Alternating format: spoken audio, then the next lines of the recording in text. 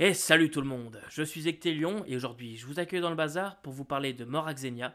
Mort Xenia, c'est une aventure en 5ème édition écrite par Vieux Geek.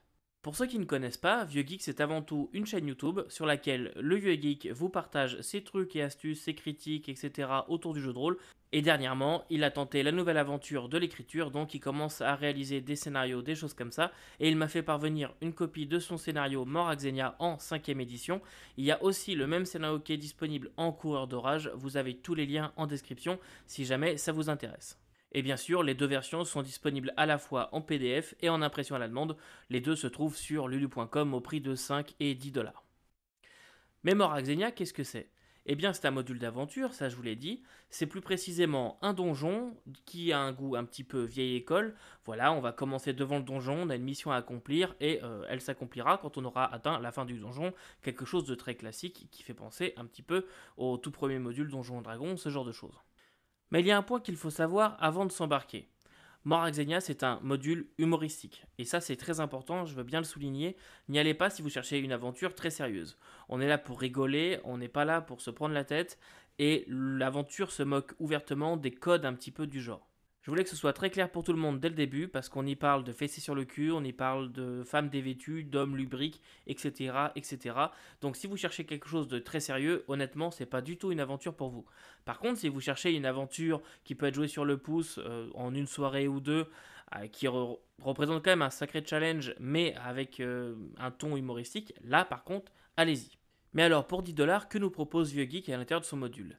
Eh bien, pas mal de choses en fait. Ça fait 44 pages très exactement et c'est vraiment rempli de matériel.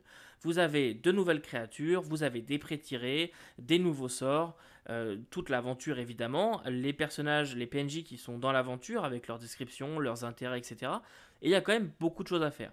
Oui, c'est un donjon, mais c'est un donjon qui est vraiment bien construit. Honnêtement, j'ai bien aimé la façon dont l'aventure est conçue, comment les choses se progressent. À une exception près, dès le début, en fait, peut-être la toute première page de description de l'aventure, il y a quelque chose qui m'a gêné. Je vais pas trop spoiler, et d'ailleurs je vais pas vous raconter ce qui se passe dans l'aventure, mais tout simplement, quand on commence, la première chose à faire, c'est de rentrer dans le donjon. Et je suis désolé, mais il y a deux façons de faire, et la première façon, celle qui se trouve vers le bas du donjon pour ceux qui ont lu le module, eh bien, je ne sais pas si quelqu'un rentrera un jour par là. Voilà, c'est un peu la seule chose qui m'a accroché sur la construction de l'histoire en soi. Ça, je vois pas comment on peut en arriver là, je vois pas comment on peut trouver les choses. Bref, c'est une toute petite, un tout petit accroche, mais c'est pas bien important. Et puis, au final, comme il y a une autre solution, c'est pas ça qui va bloquer le scénario non plus. Pour la suite de l'histoire, on enchaîne entre révélations, pièges, rencontres, des rencontres pas forcément de combat d'ailleurs, il y a certaines rencontres qui sont assez marrantes, le combat est évitable dans pas mal de situations, et il faut savoir que même si c'est en 5ème édition ou quoi, et que des fois certains disent que c'est un jeu pour les bisounours, il faut savoir que ça représente quand même un sacré challenge, un petit peu des tests que j'ai pu voir, je ne l'ai pas fait jouer par contre, mais les tests que j'ai pu faire moi de mon côté en essayant et tout de faire le donjon, ça représente quand même un petit challenge, honnêtement. Il y a des créatures qui font pas rire, surtout que Vieux Geek en a conçu de nouvelles. Et d'ailleurs, il y a une créature très inattendue qui m'a fait beaucoup rigoler. Pour ceux qui veulent savoir de quelle créature je parle de la main d'hygiène. Et franchement, ça m'a vraiment fait rire la façon dont elle est mise en scène, la façon dont elle est insérée dans l'histoire, en fait. C'est ça qui est drôle. C'est quand on vous décrit le décor, et après on vous parle de cette créature. Et automatiquement, vous faites des liens dans votre tête. Et ça m'a fait hurler de rire. J'ai trouvé qu'elle était superbement mise en scène pour le coup. Et pour ceux qui veulent savoir de quoi je parle et qui n'ont pas lu l'aventure, et bah allez lire ça. J'espère que ça vous fera rire aussi. Bien. Donc, l'aventure en soi, vraiment, elle marche très très bien.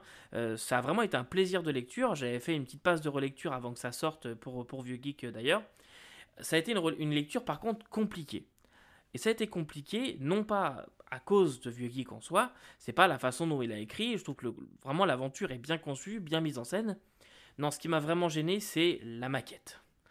Et je suis désolé, maquettiste, si jamais tu m'écoutes, je ne t'en veux pas du tout, honnêtement, dis-toi que je ne sais pas faire ce que tu fais, mais la maquette m'a vraiment énormément gêné, pour moi c'est le plus gros point faible de ce livre. Alors il y a la maquette et il y a les illustrations. Je vais commencer par les illustrations. Concernant celles-ci, il faut savoir que c'est Vieux Geek qui les a faites avec Midjourney et apparemment elles ont été retouchées aussi par le maquettiste. Le plus gros problème que j'ai avec les illustrations du module, c'est que parfois je ne comprends pas du tout ce que je vois. Honnêtement, que ce soit des illustrations libres de droit, des illustrations Midjourney, peu importe, mais il y en a certaines qui marchent très bien et d'autres, elles sont tellement, parce qu'elles sont mises aussi en noir et blanc, et elles sont tellement pleines de noir ou tellement pleines de blanc que je ne comprends plus du tout ce que je vois. Alors c'est peut-être un défaut que j'ai moi, mais j'ai vraiment eu du mal à comprendre ce que je voyais sur certaines pages, et ça m'a un peu dérangé. Mais bon, ça c'est une chose, ce n'est pas le plus gros point faible. Pour moi, le plus gros défaut, ça a été la maquette.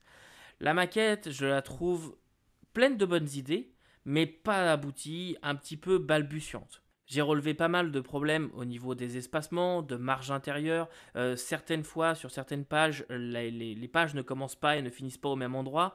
Il y a des gros problèmes aussi de texte justifié, ce qui fait que votre texte se retrouve avec 5, 6, 10 espaces entre deux mots. Donc honnêtement, ça a vraiment été une lecture très compliquée, mais juste à cause de cette maquette. Mais elle est pleine de bonnes idées. Par exemple, je trouve que le détail du petit crâne qui se trouve en haut à gauche est très bien. Un autre point que je trouve très intéressant aussi, ce sont les pré-tirés. J'aime bien la façon dont ils sont présentés, j'aime bien la façon dont ils sont conçus. Les pré-tirés sont assez intéressants. Donc ça, pour le coup, c'était bien. Autre chose aussi, un petit détail de rien du tout, mais que je trouve appréciable, ce sont les stat blocks. Les stat blocks c'est les stat blocks classiques de 5e dans la version que j'ai, mais il y a un petit détail dedans, un petit effet de mise en page que j'aime bien. Je les trouve clairs, je les trouve assez classe pour le coup. Donc voilà, je peux pas non plus vous en parler pendant une demi-heure parce que je ne veux pas spoiler le contenu de l'aventure, mais sachez simplement que c'est une bonne aventure que je trouve un petit peu desservie par sa maquette. Après, il faut vraiment y aller en ayant connaissance de cause, il faut y aller pour rigoler et non pas en étant très sérieux. Si vous attendez à une aventure qui va révolutionner le genre, ce ne sera pas le cas, mais si vous vous attendez à passer une bonne soirée, je pense sincèrement que ce sera le cas. Voilà, en tout cas, Vieux Geek, je trouve ça très intéressant, l'aventure que tu nous proposes aujourd'hui. J'aimerais en voir plus, honnêtement. J'ai hâte de voir ce que tu vas proposer dans une version un petit peu plus sérieuse. Ça, c'est un point que j'aimerais mettre en avant. Parce que pour avoir eu l'occasion de jouer un petit peu les deux sortes de scénarios, je sais que Vieux Geek est capable de faire des aventures plutôt burlesques, et ça va peut-être même être plutôt sa gimmick de base, tout comme je sais qu'il est capable de faire des scénarios beaucoup plus sérieux. Je me souviens notamment du scénario de Quantique, que vous pouvez retrouver d'ailleurs en actual play sur la chaîne. On a joué avec Mano, son auteur. Mais Quantique, c'était un scénario beaucoup plus sérieux, beaucoup plus réfléchi, et j'avais vraiment, vraiment aimé le scénario de Quantique. Donc j'ai hâte d'en voir plus, et dans d'autres genres. Donc c'était une très très bonne lecture. Je pense que les gens qui vont le jouer vont s'amuser. Je ne dis pas que je ne le ferai jamais jouer, honnêtement, ça pourrait très bien m'arriver, et pourquoi pas sur la chaîne d'ailleurs. Donc merci encore Vieux Geek de m'avoir partagé ton travail. Nous on se retrouve la prochaine fois pour parler de Traveler. En attendant, n'oubliez pas de vous abonner à la chaîne, de commenter aussi cette vidéo, c'est très important pour la chaîne. Profitez-en pour vous abonner aussi à la chaîne de Vieux Geek. Et puis en attendant, n'oubliez pas que vous ne pouvez pas tout lire et tout faire jouer, mais vous pouvez toujours essayer. Salut!